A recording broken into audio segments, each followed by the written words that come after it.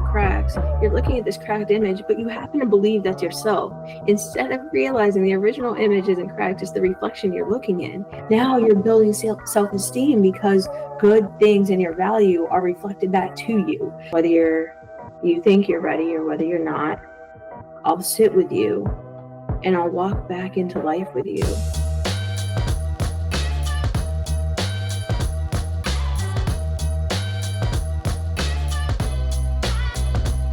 Hey everybody, and welcome to another amazing, exciting, and of course, enthusiastic episode of Finding Peaks. Your host, Chris Burns, president and founder of Peaks Recovery Centers. So grateful to be here today.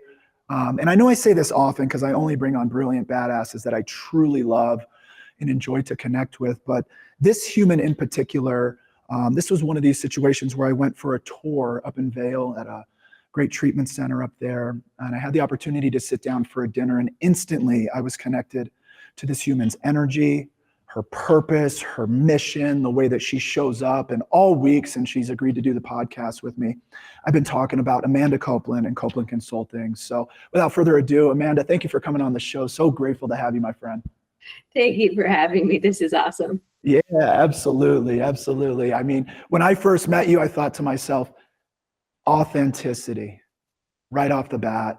And it was actually a dinner that I didn't necessarily want to be at. And the reason I didn't want to be at the dinner, it had nothing to do with the treatment providers, had nothing to do with the people that were showing up in the room, but it had a lot to do with what I thought was going to be more of the same, which is people sitting around a table talking about things that don't matter, excluding the things that do, like the humans that sit in front of us each and every day. So I look at it as a complete waste of time, honestly. I felt the exact same way. The crazy thing about that dinner is that by the time we were done, everybody thought we were old friends. I know. Yeah, they're like, who are you? I'm like, we don't even know each other, but now we are friends, We spent the whole dinner just talking to each other. No, there was like 12 other people there too. And yeah, it was awesome. You were one of the people that I like went home. I told my wife about it. I'm like, you got to meet this person. Like she was awesome. So really grateful to have you on the show. Thanks for coming on. Amanda's actually working as we speak.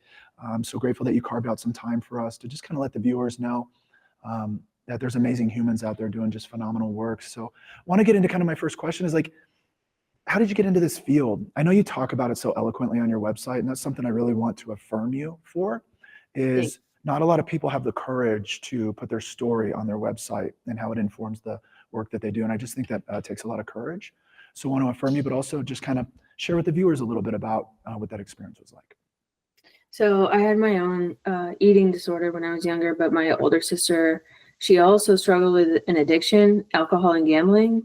And so we all know that mental illness runs in families and there's a genetic component. And so I would always say to myself that if my providers were there when I actually needed them, my life would look a lot different. And I think whether you're talking about alcohol and drugs, eating disorders, anything, like it's the moments that we battle ourselves that are the hardest moments to overcome. And so I knew that I'm not such a unicorn and so special that if I need that, other people probably need that too. And then fast forward after grad school, I did in-home counseling for kids charged with felonies in Supreme Court in New York City. So everybody involved with those kids, the courts, probation, schools, family, everybody, we were involved with them. So I became very, very adept at learning how to work within systems and recognizing that parents and family, they're not just support people. Those are traumatized people who need somebody to come around them too. And the fact is drowning people can't save drowning people. And yet we put this burden on family members just because they haven't created a level of such dysfunction that they are forced into treatment. And we forget that they also have their own traumas and capabilities where they need somebody to sit there and sympathize with them and say, hey, I'm here for you too. And so you saw that throughout your own personal experiences is like really putting together a team, a multidisciplinary approach, if you will, to serve your process. It just wasn't available. It was probably disconnected. And so you started to see like, I could have thrived instead of survived in a lot of different areas. And that's what Koplin Consulting has kind of stepped in and been able to do in a really cool way, right? 100%. I mean, it's the difference between someone coming to your environment and you going to theirs. And they feel a lot more empowered in their own environment to tell you to F off, or, you get to see what things are actually like versus the way they present in an office. And that's where change could actually be made, is within the system, within the moment. Mhm. That is so unique. And I had never really conceptualized that. All the clients had come to us, but what you're bringing up for me is we used to have 6 to 12 months of programming for young adults. And right around 5 months, they would finally be home. And so it's this really disconnected process where they can't settle, right? It's a primal issue. Mm. Can't settle. It's foreign, different people. I got a roommate who snores. Um, I'm in fight or flight. And so I'm in that same reactive, traumatized situation that I was before I left. And so it takes a long time. And that's why I always used to pitch to people, it just takes time. Mhm. To your point, I think we can not hurry up that process, but engage with it more presently. I think the other thing that I'm really passionate about is creating a life worth living. And I focus on purpose, passion, and community. And I have this theory that when someone's missing one or more of those things, they default to eating disorders, addiction, depression, anxiety. And so a big part of our program is helping them connect into purpose, passion, and community, as they are also overcoming the obstacles of their addiction, the obstacles of their eating disorder. So that is a parallel process with both building the life to recover to and recovering. That is so cool, because what the treatment industry has become is, let me disconnect you from passion and purpose. We'll get to that later after you figure out this mental health thing, when they're all actually interconnected and actually can provide a lot of equanimity for people to say, like, I know I'm working through this thing, but I can also do this as well, and can connect those things and stand upright. For sure. And that's the thing. Self-esteem is built on esteemable acts. If you're sitting there talking about self-esteem, it's not going to happen. You're not going to build it. And looking at yourself in the mirror and saying, I love myself, when you don't believe it, makes you walk away feeling worse and like the whole thing's bullshit. Mm-hmm. But when you do things like, hey, let me be of service to someone else, and you see how that's reflected back to you, or you show up to a job and someone says, I want you to know, I saw you do this extra thing and it was really cool. Mm-hmm. Now you're building self-esteem because good things in your value are reflected back to you. And you can't do those things in the context of a bubble, or if you can in little ways through volunteering, when you get home, you don't know where to restart. Mm-hmm. Yeah, you bring up an amazing point. Like, it's not to call stabilization taboo. Like, that's a very formidable step. But once we get there and we move into, like, this can all come together in a really, really beautiful way that allows people who are dealing with shame to be seen, valued, and heard. And I think that's a really, like, unique thing, which, gosh, it doesn't feel like it should be, but it feels like this really unique thing. Because even when I got well 16 years ago, and they sent me to Alcoholics Anonymous, they said, you are these things and you'll never be that. And it's really, really difficult to deal with, especially at a young age, like life sentences. Yeah. Of certain things, and you speak so clearly to, like, hey, let's just take off those hard, rigid edges. And you have a quote on your website, I don't want to misquote it, but a world where relapse is looked at differently, or a world where relapse isn't the norm. Yeah. Yeah. Can you talk about that a little bit? Because when I saw that, I was like, oh, I definitely want to bring that up. I think we have this narrative about, well, recovery isn't linear and relapses are normal. And I think, okay, yes. And sometimes it's easy to use that as an excuse to go backwards. Let me relapse. I already feel like relapsing. I'm going to relapse and then remind you that you told me it's normal. It's part of the deal. Yeah. You said multiple, so I said multiple. I'm going to sit in the excuse of that and let myself off the hook. Mm-hmm. And I think that the other piece, it's like people can't figure it out in the context of their own environment. There's so many reasons. And so when you're working on recovery at home, when you're setting up systems at home and they're sustainable systems, there's an easier congruence between, like, where you started with someone and what they have to maintain even after you're gone.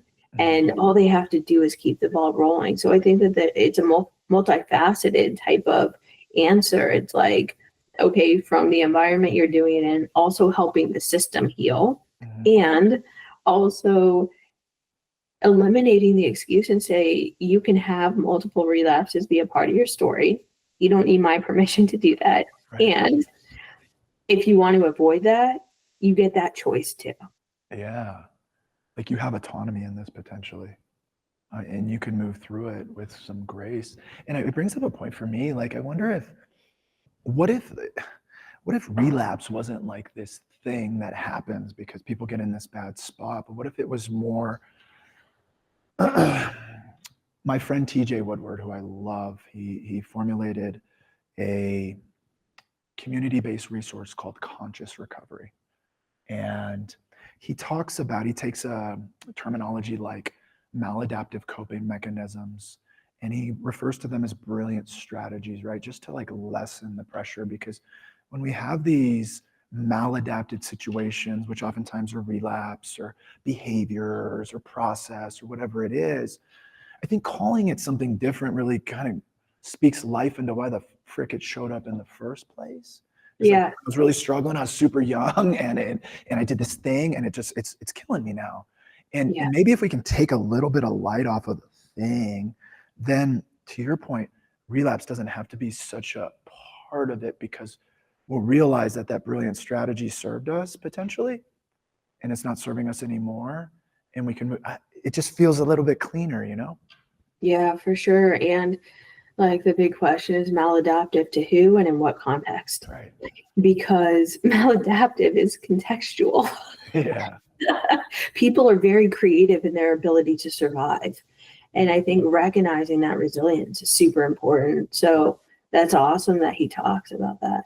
Yeah. I really love the approach that you take, like with each client. Before the show, we were talking about, because you're working right now, and I asked you, hey, what's the difference between, you showing up on a job or you showing up with a human and walking with them in the early stages of their recovery? And it's a lot about trust, and it's a lot about orienting the family, and it's a lot about comfortability. And what are some of your favorite things, even being the CEO and the founder? Like, it kind of reminds me of like taking a smoothie in and just sitting down with the client and being like, how are you? What are some of your favorite things about, because you still, even, was it 8 years in? 6 years? For which thing? For your coaching business. Oh, we're 9 years in. 9 years in. Okay, I thought 8 or 9 years. 9 years in, you still carry a tremendous amount of passion to be somewhat of a technician. Yeah.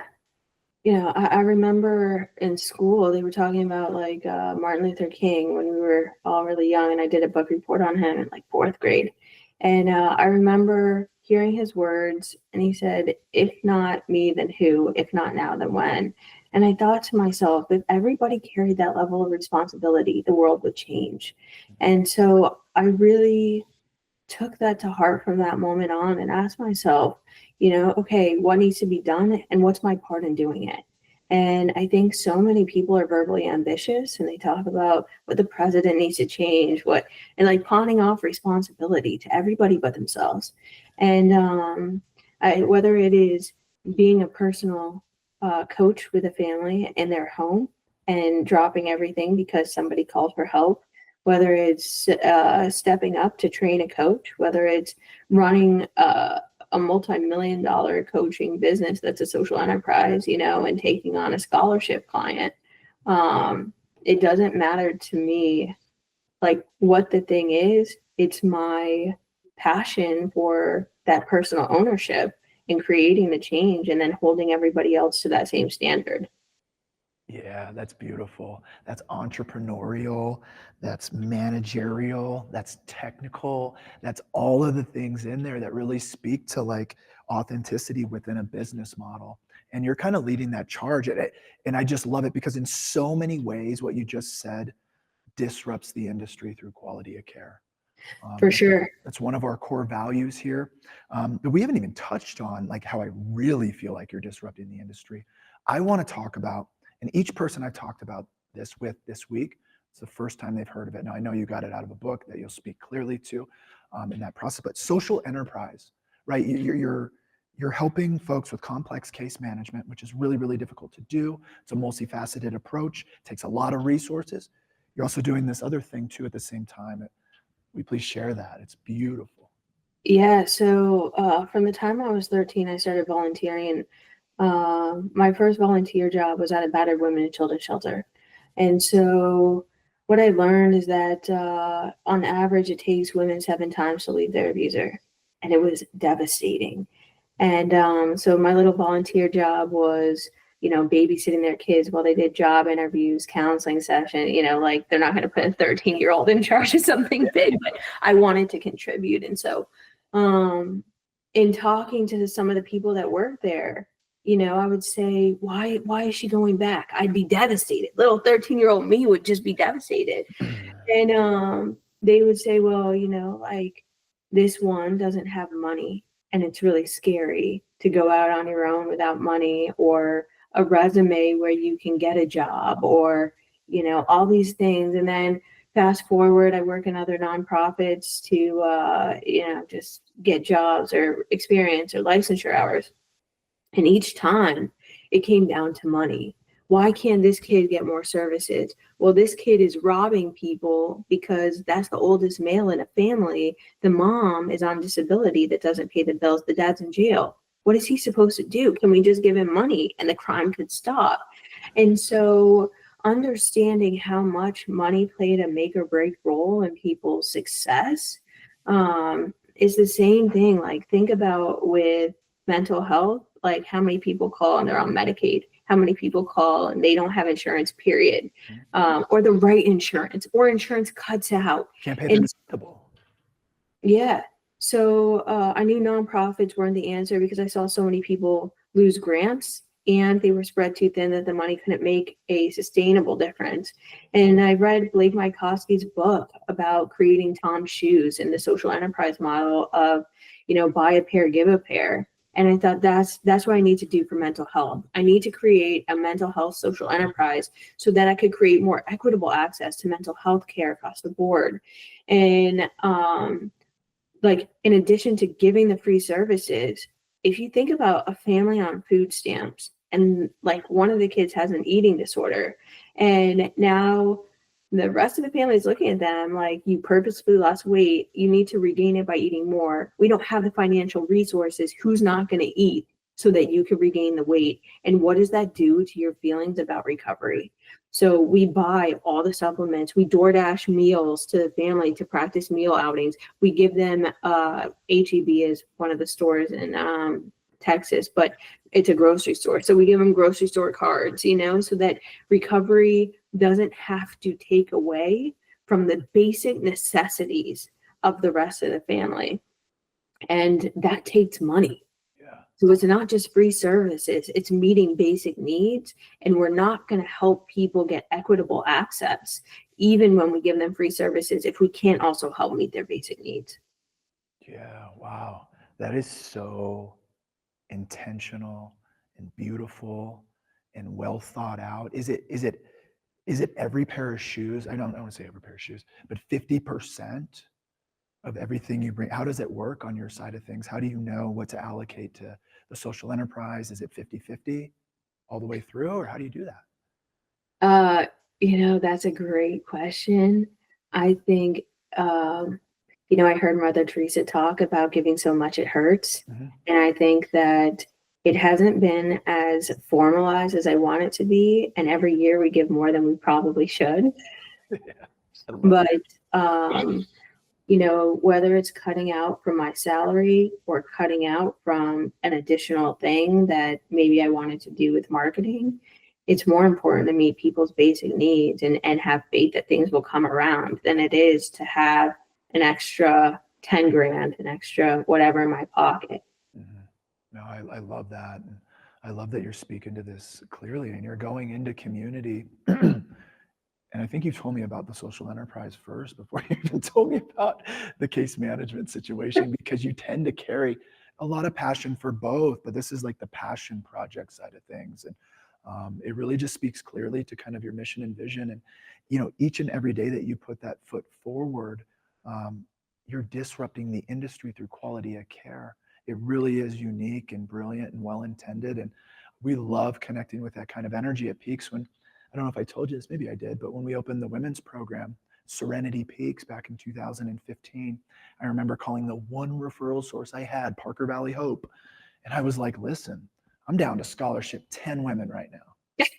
Or excuse me, 5 women out of the 10 beds we have. And they're like, are you kidding me? And we did. My wife went down in the van, picked them up. 3 of them are like living beautiful lives. You know, it's so cool to be a part of that. And then there was a point when more business-minded people started running my business. My brother, he's like, hey man, you cannot have 17 scholarship beds here, dude. I'm like, dude, we got 10 people in ILPs. Like 9 of them aren't paying. I'm like, oh, but they're doing so good though. You know they're doing good, and they're changing the world. You know, I'm just. That's the hard part about scaling. 100%. You know, I also think business is a spiritual game. You know, what you put out, it just comes back to you tenfold. I don't know how to explain it. I don't know, you know, there's no kind of business book on the spiritual game of business, but you know, like there are times when we're really hurting for clients, and then I give a scholarship, suddenly the phone rings and we get 10 people that walk through the door and say, oh my gosh, I've been looking for something like this. I can't believe I found it. It's just the craziest thing. Yeah. It always reminds me, and I've said this quote probably 10 times on this show, but I'll continue to say it because it's a person in long-term recovery who I think speaks really brilliantly to these types of things. And he always says, when the heart is true, the universe will conspire to support you. Yeah. And I'm just like, let's just keep this thing true. Let's keep it integrous. And that was my commitment in recovery when I had my dealings with the powers that be. If you give me this, I'll do this. It was like, I'm going to walk with integrity and a big heart. And I'm going to ensure that I do that. And please just allow me to have my left shoe. Yeah. You know? Yeah. So I love that because that's what you do. And it's kind of it's not a blind walk. It's a well-intended walk, and it's a spiritual walk, and it's a connected walk.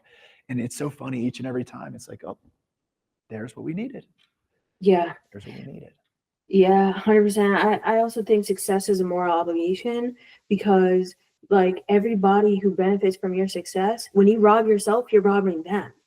So pushing yourself to the highest level of success that you could achieve is a moral obligation, because all those people you're talking about helping, if you are not successful, you can't help one.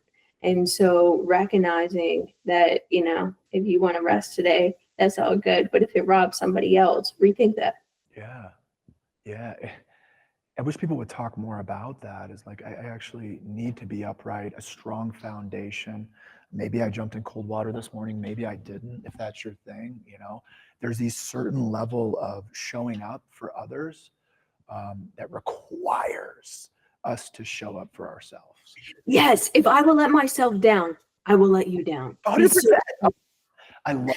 Yeah, absolutely. Like if you're gonna no call, no show. Like, yeah, I go back to the whole thing. Like, you know, I didn't used to push my card in at the store. Yeah. And that said something about me. And ever since I pushed my card in, things have begun to change a little bit. Yeah. But I love that. And in that way, you're able to go to work and show up for people and hold the space that says like you're not broken. Yeah. And if you feel like you are, we can heal together. And it's this exuding of energy. It's beautiful. Absolutely. You know, think about looking in a mirror, right? When the mirror cracks, you're looking at this cracked image, but you happen to believe that's yourself. Instead of realizing the original image isn't cracked, it's the reflection you're looking in. And you have to help people return back to the original image and see that they're whole, that they've never been broken. It was the surface they were looking at. Mm-hmm. It's so cool. You know, we think we grow up and it's like, you do this too much and you're this. And it's, no, I have 2 boys, 8 and 9 years old. I watched those boys be born. You cannot tell me for a moment. And I would argue with parents that would argue with this, who had been there for this experience, to say that if that's not wholeness and perfection, what is? And so it's getting back to who you originally are. Like, you're not broken, you're whole and you're perfect. And it's your essential nature, to quote my friend TJ Woodward in the Conscious Recovery Approach. So I love that you speak to that so clearly, because people feel that. And then it's like a settling and a potential trust and a relational opportunity. Whereas like, if I'm fixed and you're broken, like I can't do that. Mhm. So I always wrap up the show, and I know you've said it in a few different ways, but what is, 2-point question, twofold. What is your why? And if you could have your greatest dream come true with respect to serving humans in the next 10 years, what would that be and why? So your why and your dream. I think my why is understanding that people are sitting in some of the most vulnerable times in their life, and they're waiting for somebody to reach in and say, I'm here for you and I'll help you. Whether you have money, whether you don't, whether you think you're ready or whether you're not, I'll sit with you and I'll walk back into life with you, even when you're sitting on the edge of death without being scared. And I think the truth is we all sat there at some point in our own lives and someone did that for us.